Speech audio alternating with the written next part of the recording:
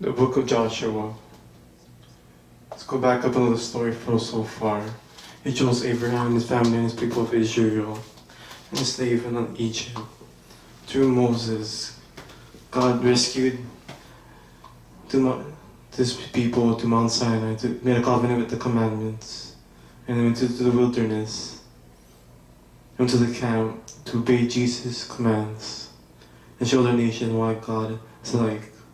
The book of Joshua picks up right after Moses and Raptor died, and it's just ready to enter the land.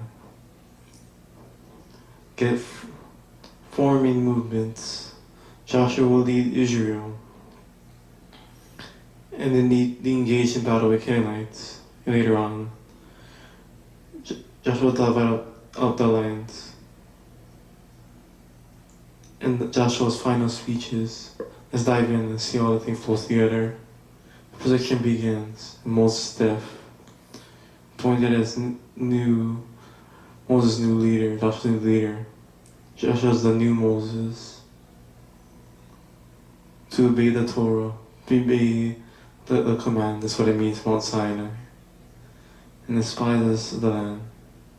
Back in Numbers chapters 14 to 16. Better this time. Some Canaanites, the God of Israel. Later Joshua leads the promised land. This is where the sea parted in Exodus, the river Jordan, the parts, the Ark of the Covenant, and all Israel with them. Chapter 5, transitions, and look back to the God's roots, to his people, new generation, and his Passover in his new land. Looking forward, it's a crazy encounter, a mysterious warrior, angelic candidate, O Lord. Are you for us? Are you for enemies? And the warrior responds, neither. And the question is on God's side? Is the story that news story about Israel and the Canaanites? What's God's battle? A spectator or supporters, God's plan. Leads to the next section. We found the stories of this conflict, the different Canaanites, and 2 battles in detail. Short stories that come down. The brief summaries. First 2 battles, Jericho and Ai. 2 contrasting portraits, God's faithfulness and God's failure.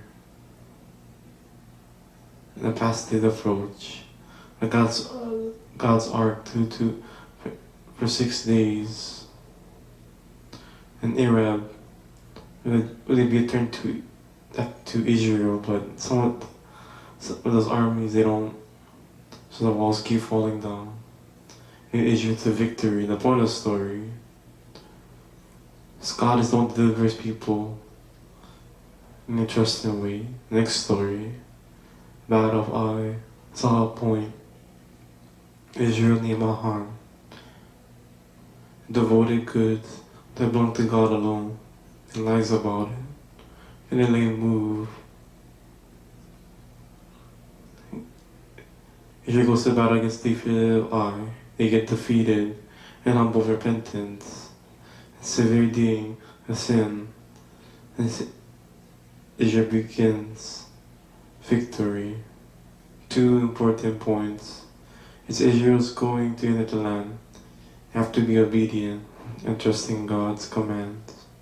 They don't get special treatment. Section 6 is the Gibeonites, faithful group. And they what Rahab did. The God of Israel make a big peace. It's a contrast. The Canaanite kings, before alliances, destroy Israel. And they went by landslide. So conclusion excludes all these victories by Moses and by Joshua. Let's stop for a second. The stories, this one of the stories, it's gonna bother you. And your father Jesus, you ought to wonder. Jesus, they love your enemies.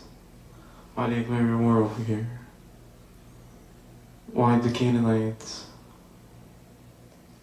why the biblical story, the children of the Canaanites became more corrupt. Especially context checks Leviticus chapter 18. And the child sacrifices, see Deuteronomy chapter 12. That's why the Canaanites had to go. Did God struck the Canaanites or genocide? At first glance, in these stories, it totally destroyed and no survivor and all this created. The second time, these stories are alive vividly, not literal. Let's go to the original command, Deuteronomy chapter 7. They first drive out the Canaanites and destroy them. Let the enter business deals with them. You can't marry someone that you destroyed. Then you get the point. Same thing with the stories with Joshua.